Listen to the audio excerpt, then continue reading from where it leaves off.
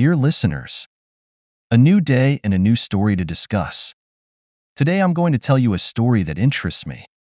Listen and write down what you think about this situation. I'm interested in your opinions.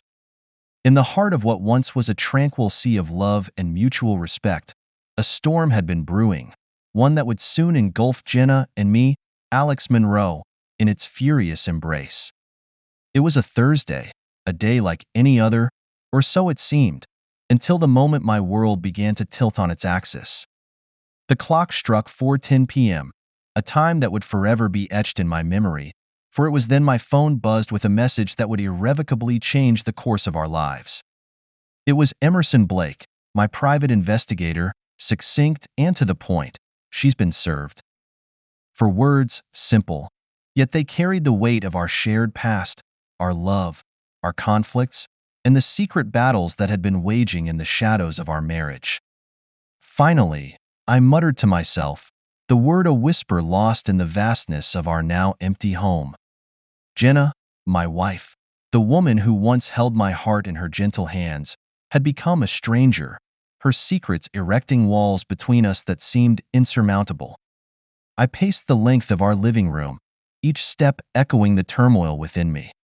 This house, once filled with laughter and warmth, now stood as a testament to our fractured lives. The photos adorning the walls mocked me with memories of happier times, times before betrayal had torn through our marriage like a vicious storm. As I awaited Jenna's return, my mind replayed the moment I had learned of her infidelity. It was an ordinary day, marred by an anonymous letter that found its way to my desk. "Your wife is cheating on you with Ethan Ford," it proclaimed, a sentence that had felt like a knife through my heart. The accompanying photo, a grainy image of Jenna and Ethan, locked in an embrace, had removed any doubt, any hope that it was all just a terrible mistake. Driven by a need for undeniable proof, I had enlisted Emerson's services. What he unearthed was a sordid tale of deceit, one that painted a picture far removed from the life I believed we had built together. And so, armed with this knowledge, I had set my plan into motion, a plan culminating in the divorce papers that now lay in Jenna's hands. As the hours ticked by, the silence of the house was a stark reminder of the chasm between us. I poured myself a drink, the amber liquid a temporary solace against the storm of emotions raging within me. It wasn't long before the sound of the garage door broke the silence, signaling Jenna's return. Her steps were hesitant, a stark contrast to the confident stride I had fallen in love with. When she appeared in the doorway, her face was a mask of composure, but her eyes, those windows to her soul, betrayed the turmoil she felt. "Alex, we need to talk," she said, her voice steady yet tinged with an emotion she couldn't quite hide. I nodded, gesturing towards the dining table where I had prepared for this very moment. As she took her seat, the distance between us felt like miles. The air was charged with unspoken words, with accusations and defenses that hung heavily between us. "Jenna, how could you?" The question burst forth, a torrent of pain and betrayal. "With Ethan? Someone so much younger, so... why?" Her gaze faltered, unable to meet mine. "Alex, it's not what you think. It was a mistake, a terrible mistake." "A mistake? Jenna, for months? That's a choice, not a mistake." My voice rose, fueled by a maelstrom of emotions I could no longer contain. "We lost our way, Alex. We both made mistakes," she attempted to explain, her voice barely above a whisper. No, Jenna. "I may have lost my way, but I never betrayed you. I never broke our vows," I retorted, the bitterness evident in my tone. The conversation that followed was a dance around the truth, a painful ballet of accusations and defenses. Jenna tried to justify her actions, to paint them as a consequence of our drifting apart. But no amount of justification could erase the images that haunted me, the evidence of her betrayal. As the night wore on, the gravity of our situation settled around us like a shroud. The papers had been served, the first blow struck in a battle neither of us truly wanted to fight. Yet, here we were, standing on the precipice of the end, our marriage nothing more than a casualty of war in the tumultuous ocean of human relationships. This was our fateful discovery, the moment when the veil was lifted and the illusions we had clung to shattered around us. Our story, once filled with love and promise, had taken a dark turn, leading us down a path from which there was no return. The sun had not yet kissed the horizon when I, Alex Monroe, embarked on the next phase of my meticulously plotted vengeance against Jenna. The crisp air of dawn did little to quell the fiery tumult of betrayal that burned within me. It was time for the game to begin, a chess match of the heart where each move was calculated with precision, aimed to outmaneuver the queen of my now crumbling kingdom. My phone vibrated, a signal that Emerson Blake, the orchestrator of my vendetta's opening gambit, was ready. "We're on," his message read, simple yet laden with the gravity of our undertaking. In the quiet of our home, now a battlefield of wounded hearts, I prepared for the confrontation. The silence was deafening, a stark reminder of the chasm that Jenna's betrayal had wrought between us. With each step I took through the house, memories of better times taunted me, whispering of what had been and what could no longer be. I poured myself a coffee, the rich aroma a brief respite from the storm of emotions that threatened to consume me. Today was not just another day. It was the day the foundation of Jenna's world would begin to crumble. As the clock neared the time for our showdown, I rehearsed the words I had painstakingly chosen, each one a dagger meant to pierce the facade Jenna had so carefully constructed. This was not just a confrontation. It was an exposition of the truth, a truth she had thought she could conceal. The doorbell rang, a herald of the impending storm. My heart raced, not with fear, but with the adrenaline of a man who had nothing left to lose. I opened the door to find Emerson, his presence both a comfort and a reminder of the path I had chosen. "Are you ready?" he asked, his eyes mirroring the resolve that had become my constant companion. "As I'll ever be," I replied, my voice steady despite the maelstrom within. We settled into the living room, the stage for our strategic reveal. The files Emerson laid out on the coffee table were more than mere papers. They were the ammunition for our siege, a detailed account of Jenna's duplicity. The waiting was the hardest part, the minutes stretching into what seemed like hours. Each tick of the clock was a reminder of the impending confrontation, a countdown to the moment of truth. Finally, the sound of Jenna's car in the driveway signaled her arrival. My heart skipped a beat, not out of love, but in anticipation of the battle that lay ahead. This was it. The moment of reckoning had arrived. Jenna entered, her face a mask of cautious curiosity. The sight of Emerson, an unwelcome guest in our home, clearly unsettled her. "Alex, what's going on? Why is he here?" she demanded, her voice tinged with a mix of confusion and fear. "It's time we had a talk, Jenna. A talk about truth, about honesty, and about the future," I said, my tone calm yet firm. As I laid out the evidence of her betrayal, Jenna's composure began to crack. The photos, the messages, the testimonies of her indiscretions were undeniable.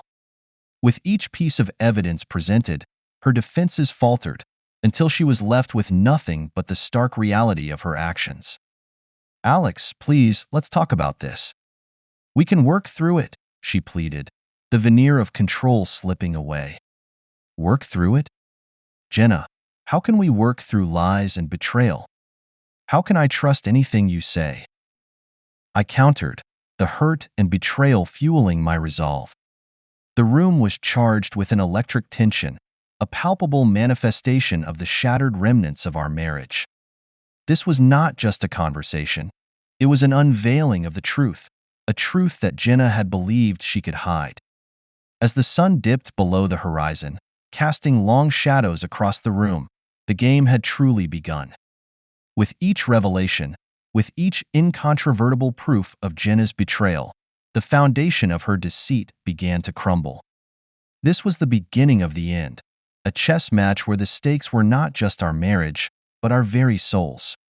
The battle lines had been drawn, and as the night enveloped us, I knew that this was only the opening salvo in a war that would demand everything I had.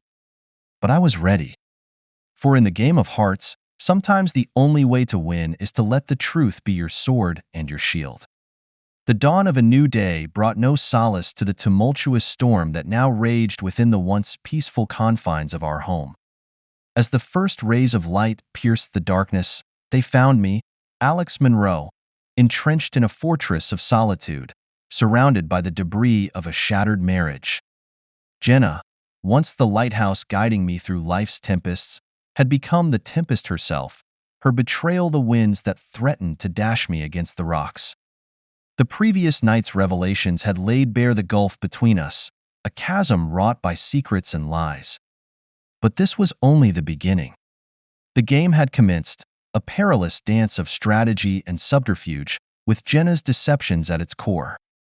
As I sat at the kitchen table, poring over the documents Emerson Blake, my private investigator, had compiled, I was struck by the meticulousness of Jenna's duplicity. It was as if she had been leading a double life, one that I, her husband of over 2 decades, had been completely oblivious to. The sound of Jenna stirring upstairs snapped me back to the present. The inevitable confrontation loomed, a tempest on the horizon, ready to engulf us in its fury. I steeled myself, ready to face whatever storms might come. Jenna descended the stairs, her footsteps hesitant, as if treading on the shattered remains of our life together. Her appearance was a stark contrast to the woman I had married, her eyes clouded with uncertainty, her posture defensive. "Alex, we need to talk," she began, her voice barely above a whisper, a plea for understanding in a sea of turmoil. "There's nothing left to say, Jenna. The evidence speaks for itself," I replied, my tone devoid of warmth, a reflection of the coldness that had settled in my heart. "But there's more to it, Alex. Things aren't as black and white as they seem," Jenna insisted, desperation creeping into her voice. I pushed the documents across the table towards her, a silent invitation to shed light on the shadows that had engulfed us. As Jenna sifted through the evidence of her affair, her facade began to crumble, revealing the turmoil beneath. "Alex, I made a mistake, a terrible mistake. But it's not just about Ethan. There's more you need to understand," she implored, her eyes beseeching me to delve deeper into the labyrinth of lies. I listened, a detached observer, as Jenna spun a tale of loneliness and neglect, of a marriage eroded by time and complacency. She spoke of Ethan Ford, not as a lover, but as a symptom of a deeper malaise that had infected our relationship. But her words, instead of eliciting sympathy, only fanned the flames of my resolve. The unraveling truths only served to highlight the vast divide between us, a gulf widened by Jenna's choices. As the morning gave way to afternoon, the air between us thick with recriminations and revelations, a knock at the door heralded the arrival of an unexpected player in our domestic drama. Emerson Blake stood at the threshold, a harbinger of yet more secrets poised to emerge from the shadows. "Alex, Jenna, there's more you need to see," Emerson announced, his presence an unwelcome reminder of the reality we were trying to escape. He laid out a new set of documents, evidence of financial discrepancies and hidden accounts, a tangled web of deception that Jenna had woven around our lives. With each page turned, the depth of Jenna's betrayal became increasingly apparent, a morass of lies and half-truths that threatened to consume us. The revelations came like waves, relentless and unforgiving, eroding the last vestiges of trust and understanding between us. Jenna's attempts to explain, to justify her actions, fell on deaf ears, drowned out by the roar of the truths unraveling before us. As the sun set on a day marked by conflict and revelation, Jenna and I stood on the precipice of an uncertain future, our marriage a casualty of war in the battle for truth. The game had evolved, its stakes higher than ever, as we navigated the treacherous waters of betrayal and forgiveness. The unraveling truths had laid our lives bare, exposing the fractures and fault lines that had led us to this moment.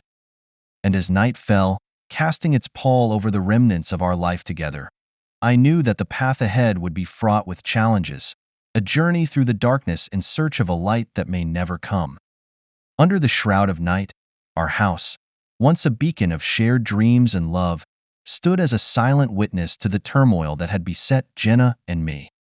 After a day marred by revelations and harsh truths, the air between us was thick with tension, a prelude to the inevitable storm on the horizon. The confrontation, long in the making, loomed large, an unavoidable clash of heartache and betrayal. I, Alex Monroe, sat in the dimly lit living room, the shadows cast by the flickering candles mirroring the darkness that had crept into our lives. Each flicker, a reminder of the fleeting nature of trust once broken. The documents Emerson had brought, still sprawled across the table, served as a testament to the chasm that had widened between Jenna and me. The sound of Jenna's footsteps, hesitant yet determined, signaled the beginning of our most crucial encounter. She entered the room, a semblance of resolve etched on her face, a stark contrast to the vulnerability that had marked our earlier interactions. "Alex, we can't go on like this," she began, her voice steady yet tinged with an underlying tremor of emotion. "We need to face what's happened, face each other." I looked up, meeting her gaze, the weight of countless unsaid words hanging heavily in the air between us. "Yes, Jenna, we do. But can we, after everything?" Her eyes, once windows to a soul I thought I knew, now reflected back the pain and confusion of our unraveling lives. "I want to try, Alex. If not for us, then for the love that once bound us together." The room, charged with the palpable tension of impending confrontation, became our arena. The flickering candles cast long shadows, as if the very walls bore witness to our struggle to grasp the fraying threads of our relationship. "Jenna, how can we move past the lies, the betrayal?" I asked, my voice a mix of anguish and desperation. "How do I trust anything you say now?" She took a step forward, closing the distance between us, her hands clenched at her sides as if physically holding onto her resolve. "I don't know, Alex. I don't. But I know we have to start somewhere. And that starts with honesty, with facing the hurt we've caused each other." The honesty in her voice, raw and unguarded, struck a chord within me. This was not the confrontation I had envisioned, a clash of accusations and defenses. Instead, it was a mutual acknowledgement of our shared pain, a realization that the wounds we bore were inflicted by both our actions and inactions. "Jenna, I began, the words catching in my throat, the enormity of our situation suddenly bearing down on me. "I don't know if I can get past this. The trust is gone." Her response, a whisper carried across the chasm that had opened between us, spoke of her own doubts and fears. "I know, Alex. And I'm so sorry. For everything. I lost sight of us, of what we had. And now, I'm scared we might never find our way back." The room, once filled with the warmth of our love, now echoed with the stark realization of what we had lost. The confrontation, rather than bringing the catharsis I had sought, laid bare the depth of our estrangement, the realization that perhaps some chasms were too wide to bridge. As the candles burned lower, casting our shadows against the walls, Jenna and I sat in silence, the gulf of our shared pain and regret stretching out before us. The confrontation had brought no easy answers, no magical healing of wounds too deep to fathom. The realization that our journey together might be at its end, that the love which had once defined us was now a relic of a past too painful to revisit, hung heavily in the air. And as the last candle flickered and died, leaving us in the gathering darkness, Jenna and I were left to ponder the ruins of our once beautiful life together, uncertain of the path ahead but acutely aware of the cost of the truths we had unveiled. The dawn broke, but its light brought no warmth to the cold remnants of what once was the sanctuary of Jenna and me. In the aftermath of our harrowing confrontation, The house that had echoed with our laughter and love now whispered with the ghosts of our past. I, Alex Monroe, found myself adrift in the wreckage, navigating the debris of a marriage shattered by betrayal and secrets. As I sat amidst the silence, the weight of our unresolved anguish pressing down, the reality of our situation became inescapably clear. The fall was not just Jenna's. It was ours, a shared descent into a chasm wrought by mutual neglect and unspoken grievances. Yet, amidst the ruins, a faint glimmer of hope flickered, the possibility of a rise from the ashes, not together, but apart. The morning air was crisp, a stark reminder that the world beyond our shattered cocoon continued unabated. With a heavy heart, I began the arduous task of sifting through the remnants of our life together. Each item, each photograph, was a shard of memory, cutting deep with reminders of a happier time, now tainted by the shadow of deceit. The sound of the door opening broke the silence, and Jenna entered, her presence a tangible reminder of the gulf between us. Her eyes, once the mirror of her soul, now reflected the shared sorrow of our fractured love. "Alex," she whispered, her voice a fragile thread in the quiet. I've been thinking. About us, about everything." I looked up, the remnants of last night's revelations heavy in my heart. "And?"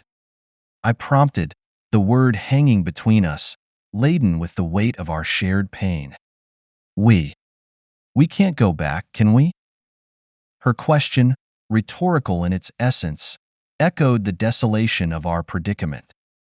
"No, Jenna, we can't," I replied, my voice steady despite the turmoil within.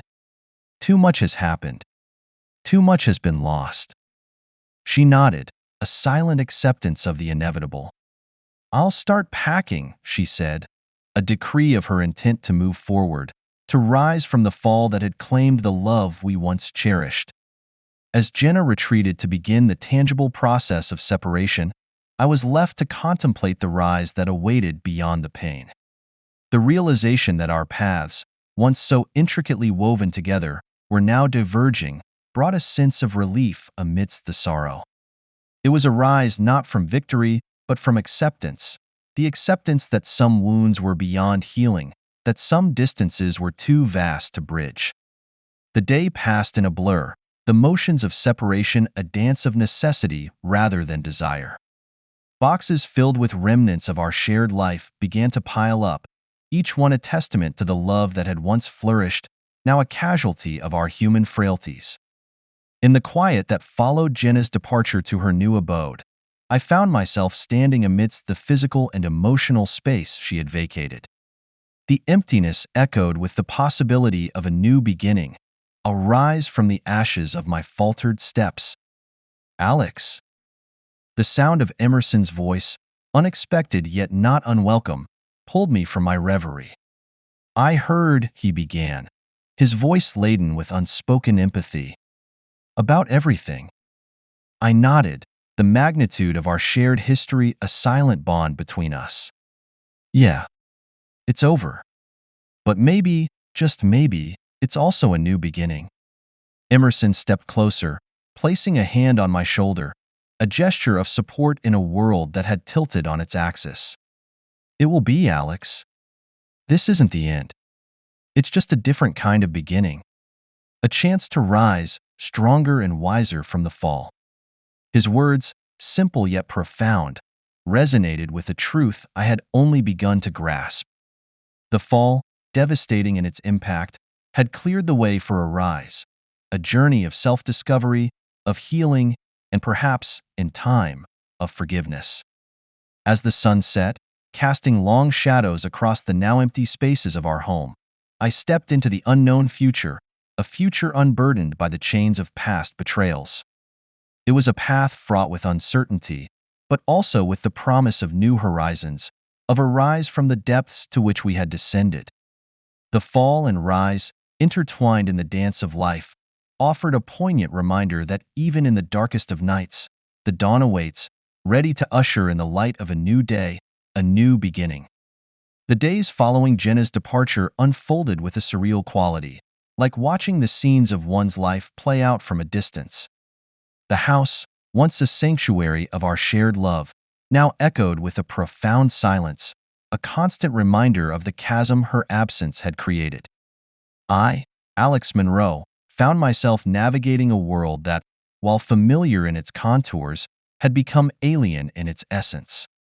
The process of disentangling our lives, of sorting through the physical and emotional remnants of our marriage, was akin to walking through the ruins of a once majestic edifice, now laid to waste by the ravages of time and neglect.